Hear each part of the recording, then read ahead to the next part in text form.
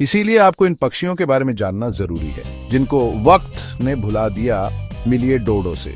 Mauritius का ये उड़ने में असमर्थ पक्षी 1600 के दशक के आखिर में विलुप्त हो गया। अगला नंबर ग्रेट ऑक। पेंगुइन जैसा दिखने वाला ये पक्षी उत्तरी अटलांटिक से था, जो 19वीं सदी के मध्य से गायब है। पैसेंजर पिजन को मत भूलना, कभी अरबों में इनकी गिनती होती थी। 1914 तक ये गायब हो गए। फिर आता है कैरोलिना पैराकीट, उत्तरी अमेरिका का एकमात्र देशी तोता। आखिरी बार 1910 में जंगल में देखा गया। और अंत में मोआ।